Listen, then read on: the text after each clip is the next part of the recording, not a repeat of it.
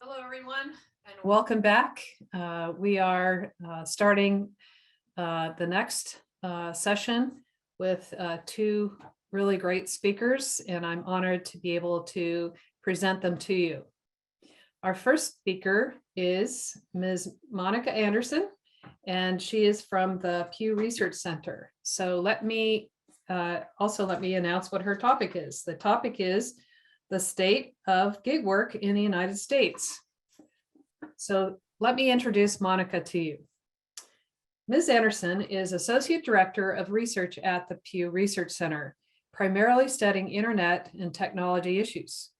In this role, she served as the project lead and principal author of Pew's recent report on the state of gig work in 2021. Much of her research work within the Pew Research Center has focused on the impact of the digital divide, the role of technology in the lives of teenagers, and activism in the age of social media.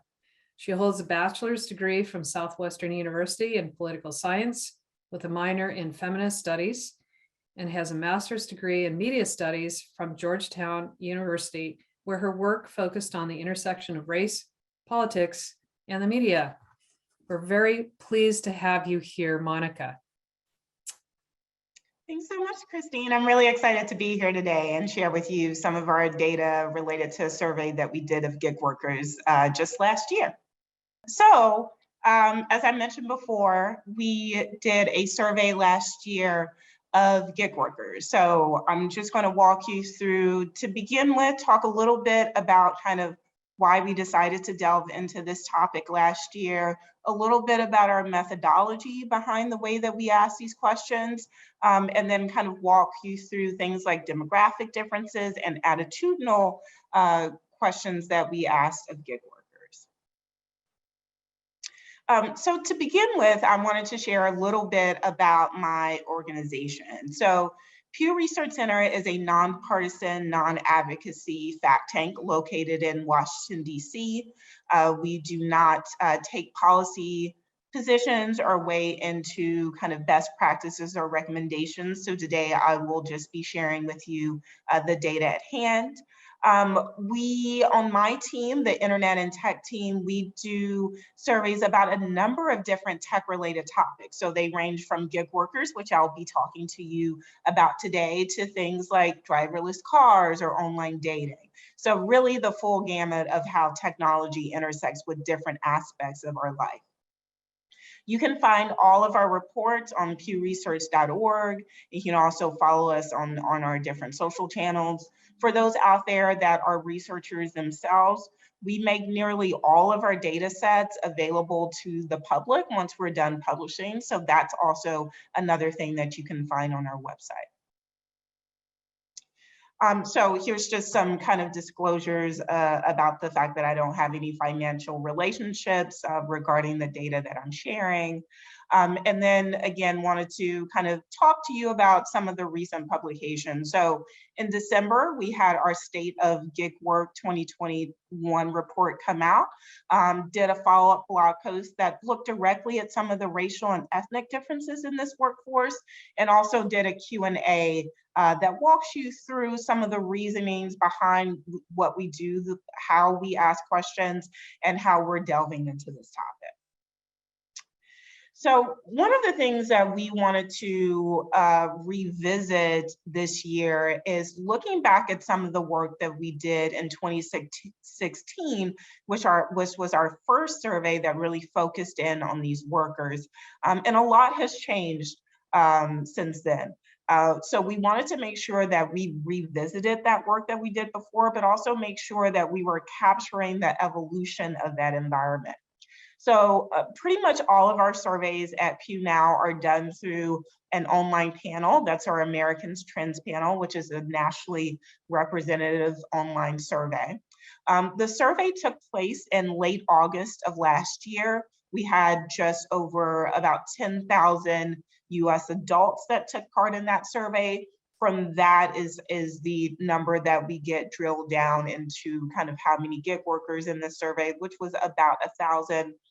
And one of the things that we're kind of really wanting to make sure, and our methods team at the center does, to make sure that our surveys are representative of the national public and the population. So our data is weighted in order to make sure that it is as representative as it can be. So who counted as a gig worker? As we know, that term can mean different things, and different studies can mean different things to different people.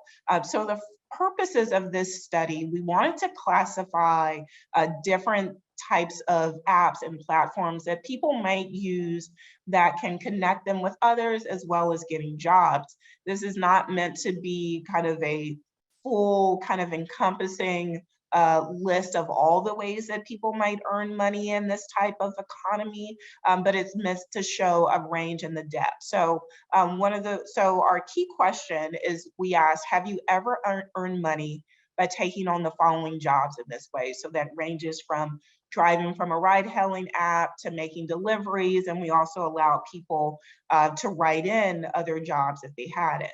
At the same time, and working with some of our kind of advisors and other people that we consulted on the survey, we also decided to add in a question around things like Amazon Flex. So those two questions combined help us to understand who are counted in the survey. And then we also had a follow-up to understand a bit more about who is currently doing this and who had been doing it, maybe not currently, but in the past 12 months. And from those questions that we drilled down into, we found that 9% of US adults at the time of the survey had done at least one of these types of jobs in the past year. So one of the things that we also wanted to drill down in is the demographic portrait of gig workers. And in this survey, as seen in other surveys that we've done about gig workers, we see some clear demographic differences. So the data points here show all of the different individual items that we asked about, from driving from a ride-hailing app to shopping or delivering groceries, to using a personal vehicle and work similar to Amazon Flex. So that top row shows that when taking into account all of the different kind of individual types of work we asked about, 16% of Americans have ever done any of those types of jobs.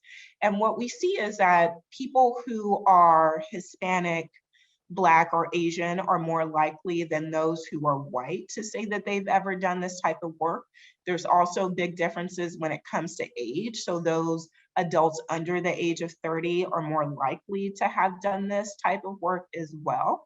We also see some big differences when it comes to household income. So while 1 in 4 lower income Americans have done some type of gig work, that number drops to 13% among those who are in our middle income categories, and drops to 9% for those in upper income categories. Throughout the different kind of apps and different types of work that we asked about, these demographic differences tend to hold true. But I do want to point out that kind of what has become one of the exemplars of what is an example of gig work is ride hailing. And we see the same kind of demographic differences there as we do in the general, in the overall kind of category. So those who are driving for ride hailers tend to be non-white when compared to those who are white. We also see some big age differences as well. And we also see differences by income as well as by nativity. So people who are foreign born are more likely to say they've ever taken on this work. So in addition to getting a sense of the universe of gig workers, for the first time, we had a big enough sample size to really drill down into this workforce and ask some questions about what are their experiences, and see if those also differ along different dimensions of difference. And one of the key things that we knew we wanted to study here is how people categorize these jobs in their lives. So among gig platform workers that had done this work in the past year, we see that a majority of them, so 68%, categorize this as something that they generally do on the side. But we do see about 3 in 10 of gig workers that have done this currently or recently say that this is actually their main job. When it comes to how often people are taking on these jobs, you also see a lot of kind of diversity in terms of the hours that people clock. So a majority of people that take on this work say that they either do it less than 10 hours a day, so about 4 in 10 say that, and then about a quarter say that they actually don't do these jobs most weeks. So that makes up about a majority of these kind of current or recent gig workers. You do see some that are integrating this work more frequently into their everyday week. 29% say they do it 10 to 30 hours on a typical week, but you do see nearly 10% say that they do this more than 30 hours in a typical week. So again, focusing on those who have done this most either currently or recently at the time of the survey, we also wanted to understand how important this is to their kind of bottom line and their budget. And again, we see that there are some kind of mixed views as to how essential this income is. So 58% of current or recent gig workers say that the money that they've earned from taking on these jobs over the past year has been either essential or important, but not essential for meeting their basic needs. You do see that nearly 40% say that the money that they have is nice to have and not necessarily needed. And I think this really speaks to that there are a lot of ways in which that people take on these jobs. Some people obviously need this more to meet their bottom line, while others are saying that this is something extra. It's nice to have, but it's not necessarily going to make or break their financial situation. One of the things that we also wanted to look more deeply into is what are some of the major reasons that people are taking these jobs on at all? And finances and flexibility are the things that really stick out in the data. So what we have again is those at the time of the survey, those who had done this work in the past year. Nearly 60% say that a major reason for doing this was to save up extra money.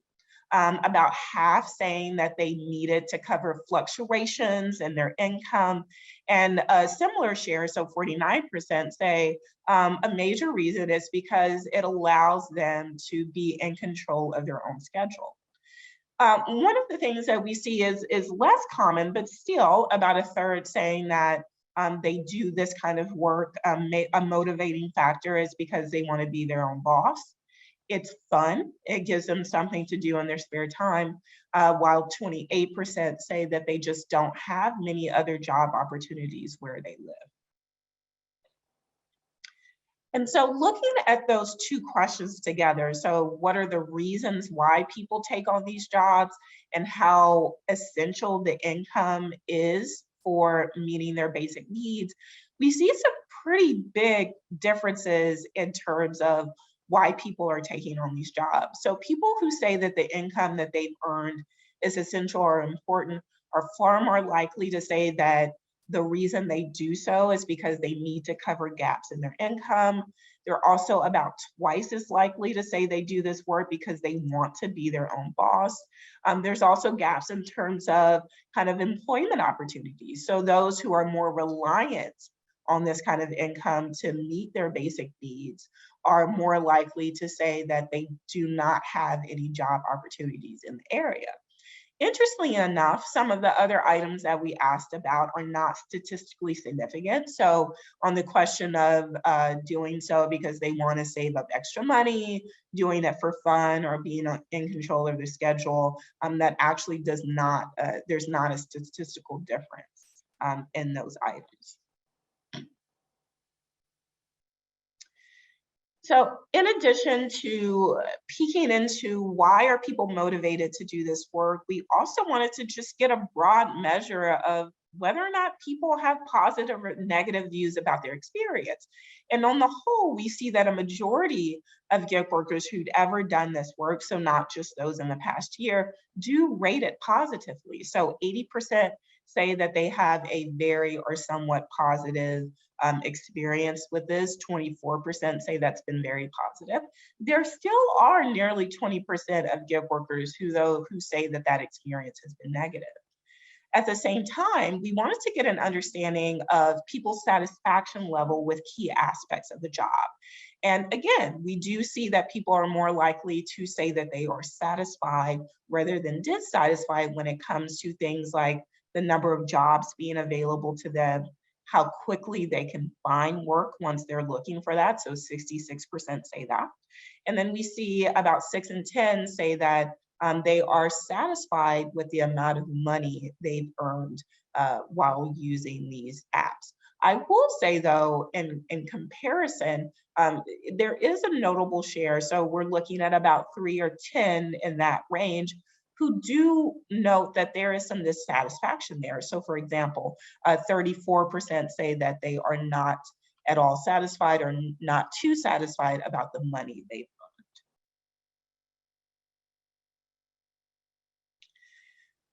earned. As we were kind of building this and designing this survey in the summer of 2021, obviously one of the kind of key questions that we were thinking of is, how has COVID and the kind of ensuing the way that people kind of go about their daily lives impacted people that work in these types of jobs?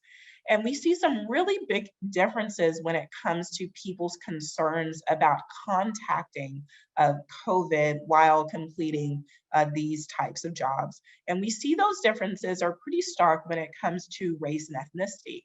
So overall, about half of gig workers who had done this work kind of currently or recently at the time of the survey say they were very or somewhat concerned about getting COVID when completing these jobs. When you break that down, looking at racial and ethnic groups, those who are non-white, so that includes people who are Black, Hispanic, Asian, or multiracial, as well as indigenous groups in the survey, were far more likely than kind of white Americans to say this.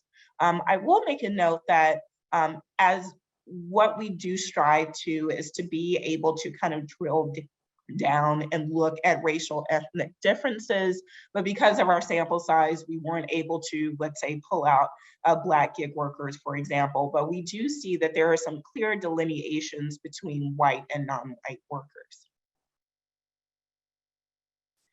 So one of the things we also wanted to assess in this survey is to get at what are some of the kind of positive sides of gig work and what are some perhaps the more less desirable side of the work.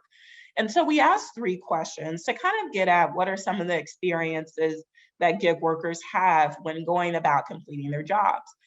So one of the questions that we asked was about, whether or not how frequently you have experienced being treated rudely, how often have you felt unsafe, and whether or not you have ever experienced an unwanted sexual advance. And we see 37% of gig workers say that they often or sometimes have been treated rudely. 35% say that they have felt unsafe while completing jobs via these platforms. And 19% say they've experienced an unwanted sexual advance. What we see as well is that there are some demographic differences when it comes to the reporting of these instances. So those who are non-white are more likely to report that they have felt unsafe while completing jobs. And they're about twice as likely to say that they've experienced an unwanted sexual advance. We also see some pretty big age differences as well. So younger gig workers are more likely to report encountering these negative things. And we also see that while men and women are about equally likely to say they've been treated rudely or felt unsafe, women are more likely to say that they've experienced some type of sexual harassment. So another key aspect in looking at this kind of topic is understanding the policy side of it and the policy implications. So one of the kind of key questions that has been raging around kind of gig platform work is how should they be classified? Should that be an employer versus independent contractor? And a lot of that conversation has centered around ride hailing. And so we crafted some questions that really kind of gets at how is the experience of ride hailers in this gig economy. So this graphic here just focuses on ride hailing drivers. And so we asked whether or not people thought that there was fairness when it comes to how their jobs are assigned, their pay, and also their benefits. And again, we see on balance, a majority say that there is fairness when it comes to how their jobs are assigned, although only 20% say that that's very fair, 54% say it's somewhat fair. You see 60% saying that there is at least somewhat fairness when it comes to pay, but fewer ride hailing drivers say that they feel that there is fairness when it comes to their benefits. So 53% say that there is at least somewhat fairness, that these companies that run these are at least somewhat fair when it comes to their benefits, while 46% say that these companies are very or somewhat unfair.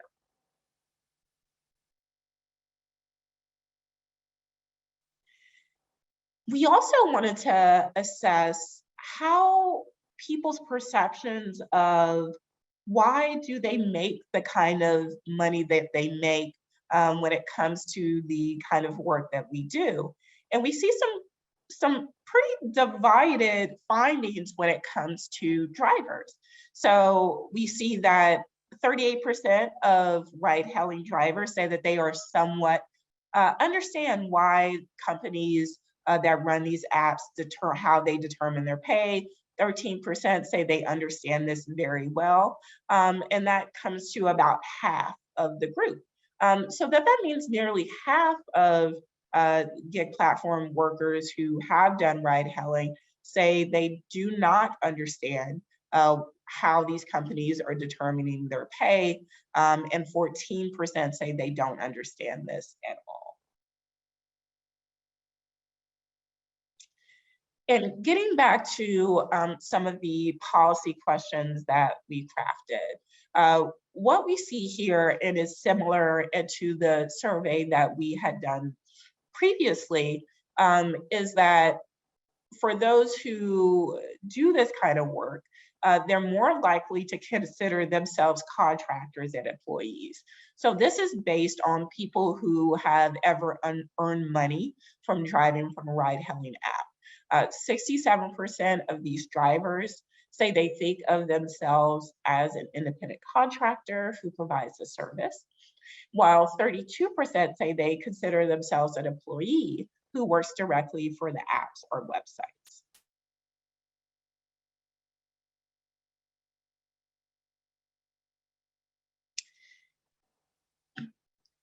And even though we see that ride-hailing drivers are more likely to consider themselves independent contractors, majorities are also supportive of more legal protections.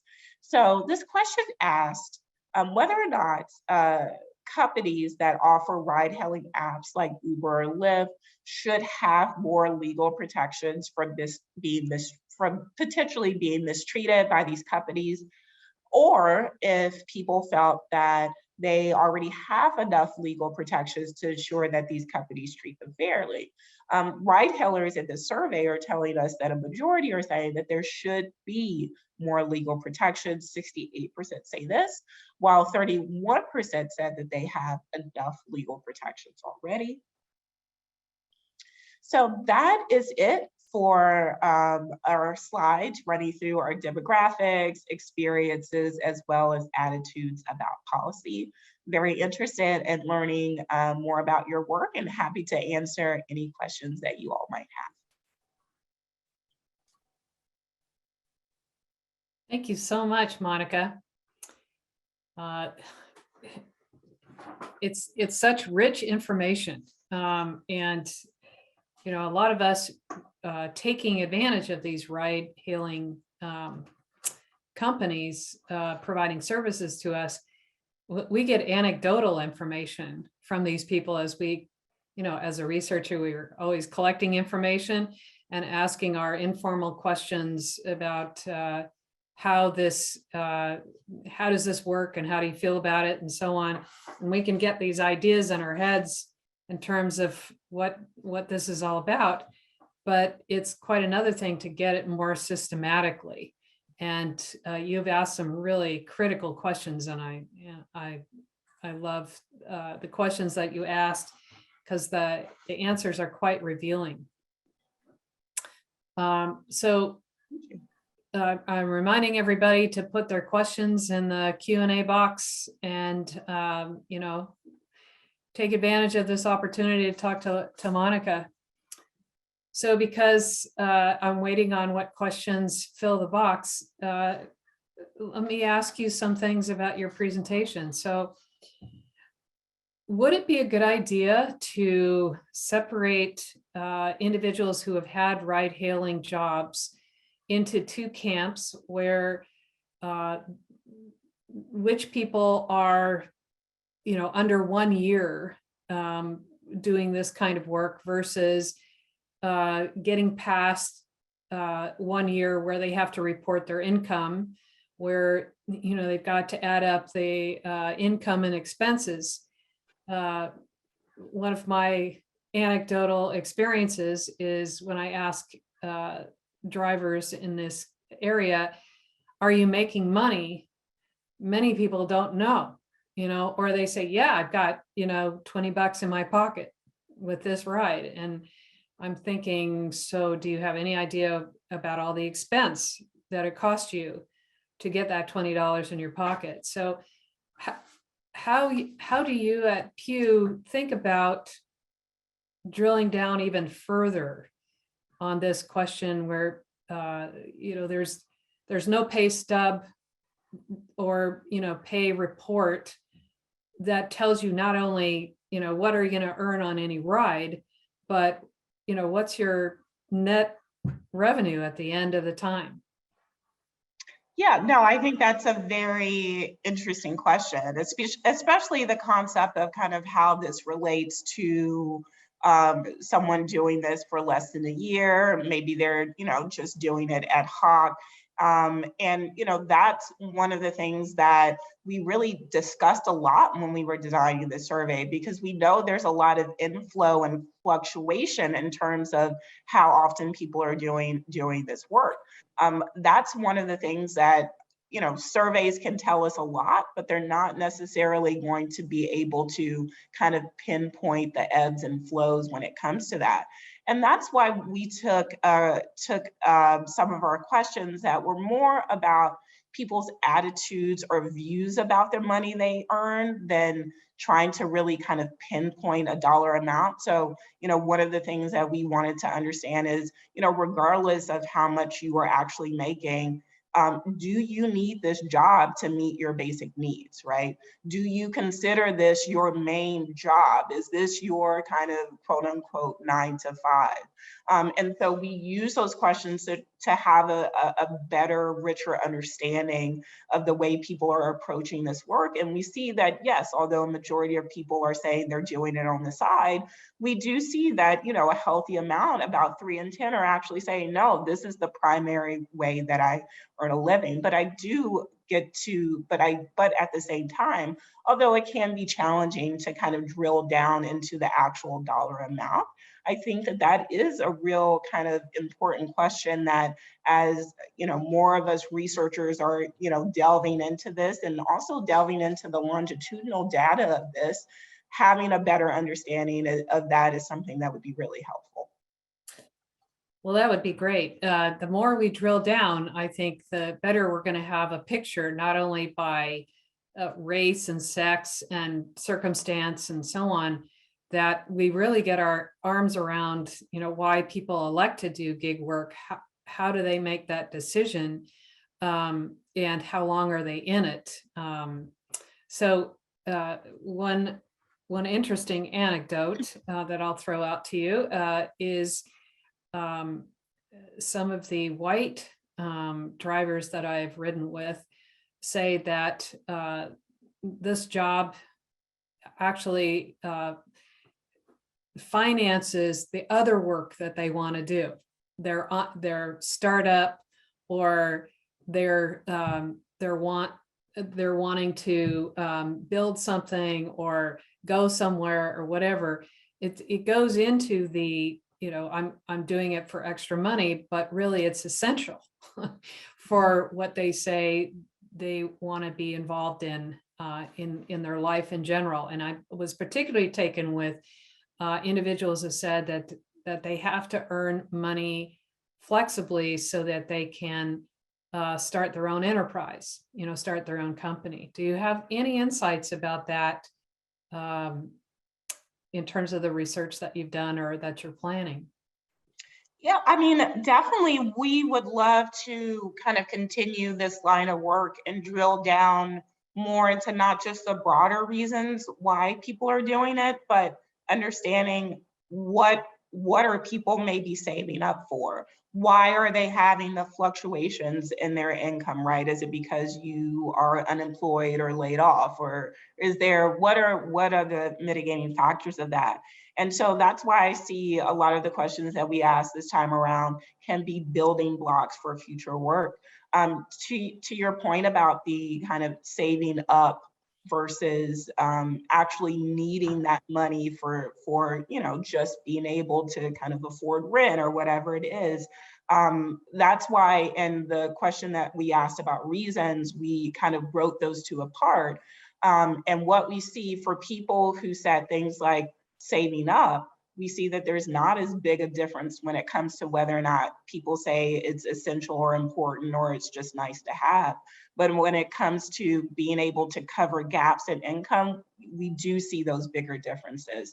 And so as we kind of think about kind of our kind of next foray into this, I think the next step is understanding even more as to what people are saving up for, why they have these fluctuations and gaps in their income as well.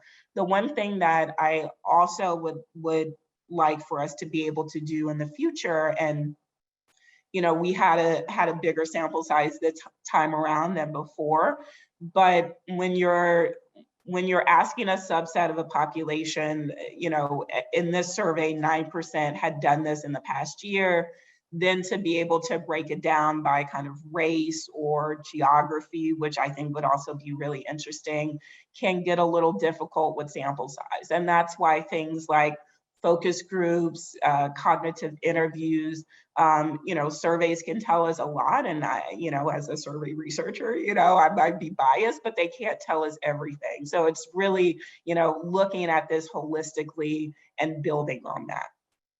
Great. So we have a question. Will Pew drill down deeper on the type of legal protections workers feel they need?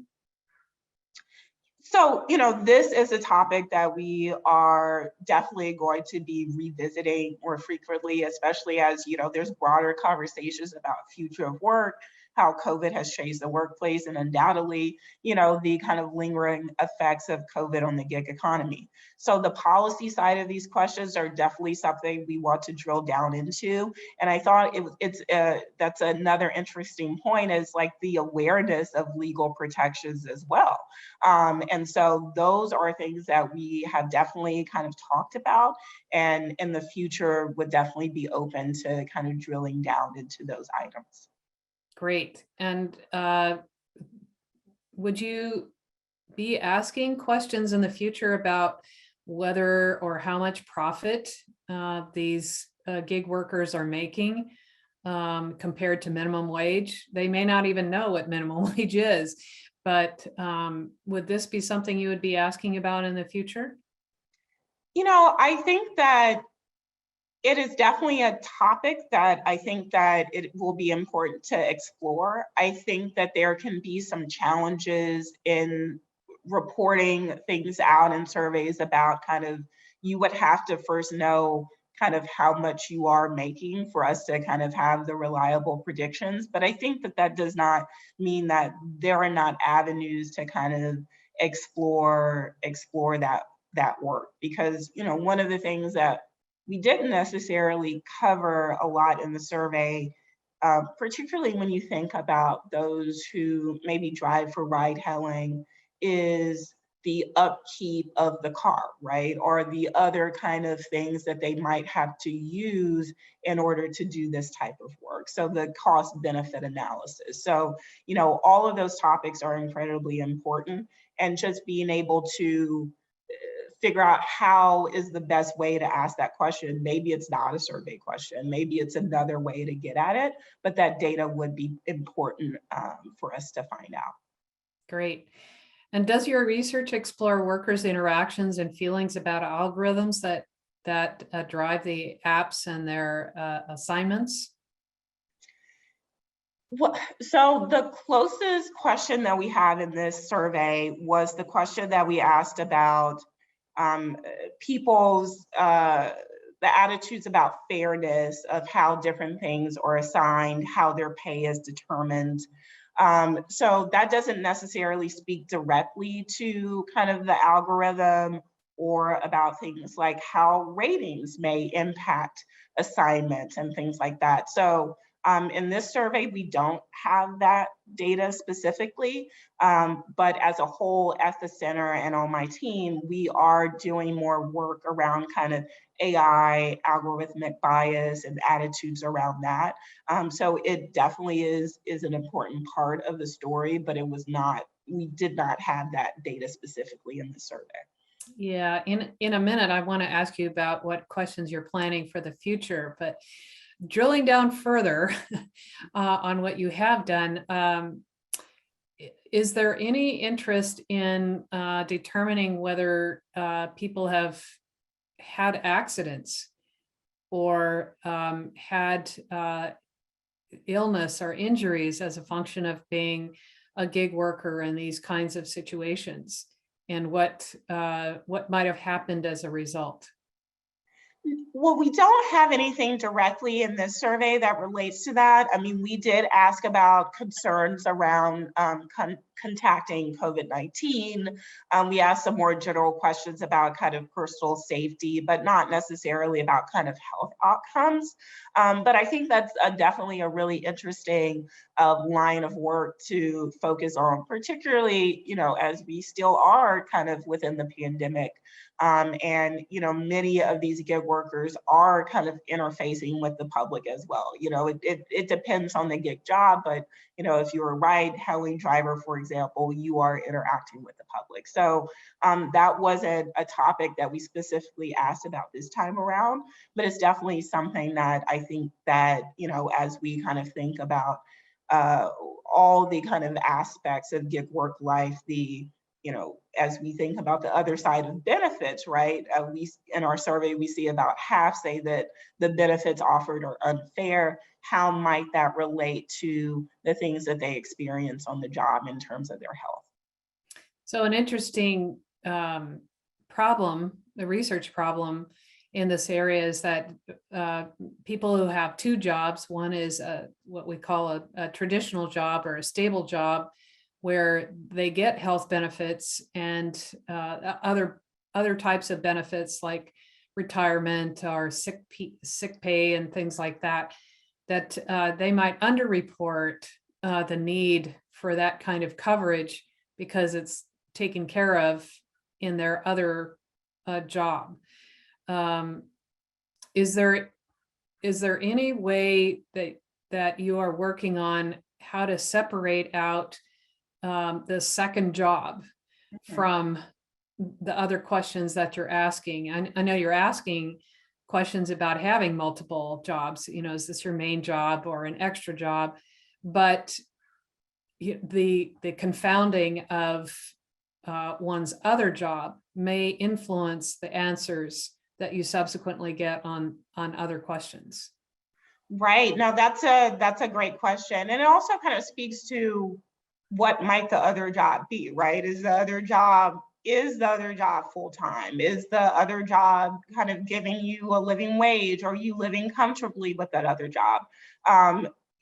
There's so much more that can be done with that. I think having a baseline of just understanding how many people consider this their side job, and kind of drilling down at population to ask them kind of more questions. What we do know is that people who say that this is their side job are also more likely to say that the income they earn is essential or important.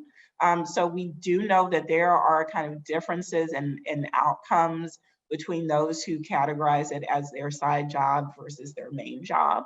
And then being able to kind of suss out more about the kind of interplay between both jobs, especially given the fact that, we also see that most people who do this work are doing it maybe not every week or less than 10 hours a week. And so kind of getting a better understanding of how that might fit into your daily life. Is it, a spurt for a couple of weeks, a month, and then you don't do it? Is it, 5 hours every, once in a while? So, all of that will help kind of establish a more kind of deeper understanding of that.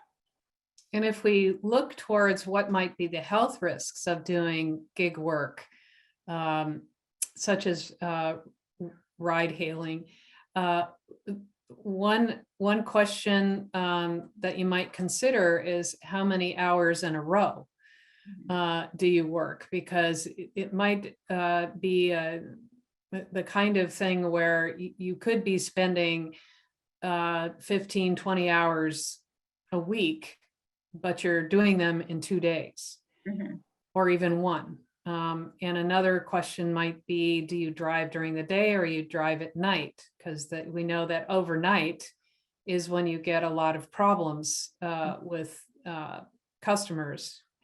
So I don't know if you're planning to integrate those kinds of questions into your future surveys. Yeah, I think those are, especially the kind of time of day you're driving, maybe kind of where you're driving, particularly, there's been kind of conversations about kind of safety of drivers, particularly of women kind of driving at night. So that is definitely something we want to look forward to. Another thing that we, as we think about kind of whenever we kind of revisit this topic as well, is also kind of the digital literacy side of it, right? So we see that, for some, a majority of gig workers do tell us about kind of positive things, and this gives them an ability to earn money. But for those who maybe have kind of a less kind of tenuous connection with technology, are they being left behind? What are their experiences with that? How does kind of changes to the interface or the app might impact people's ability to earn money, and those things? So, Christina, you might need to, we might have to call you up and you can come sit in with us, because you've given us a lot to think on, and all very interesting questions as we kind of go back to the drawing board. Well, I'm happy to, of course.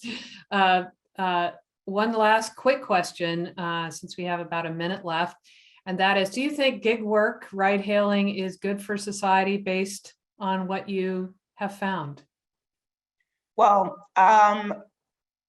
as what we found in the data, I think we see that that gig workers themselves are telling us that the experience is a bit mixed, right? So a majority say that it's been a positive experience. A majority have satisfaction with other levels, key things of their jobs. But at the same time, people do say that they encounter negative experiences, like feeling unsafe, experiencing sexual harassment. And you see half are saying that there is a level of unfairness when it comes to the benefits. So, I think it also speaks to the diversity of gig workers. There are different reasons why people take on this work. So there's not necessarily a magic bullet to say, whether this is good or bad for society. I think gig workers are telling us it's a mix of both. That's terrific. Thank you so much, Monica. You've given us so much information to chew on and think about as we are trying to figure out about the precarity of work and what are these different work arrangements. Thank you so much. Thank you so much. I had a blast chatting with you all.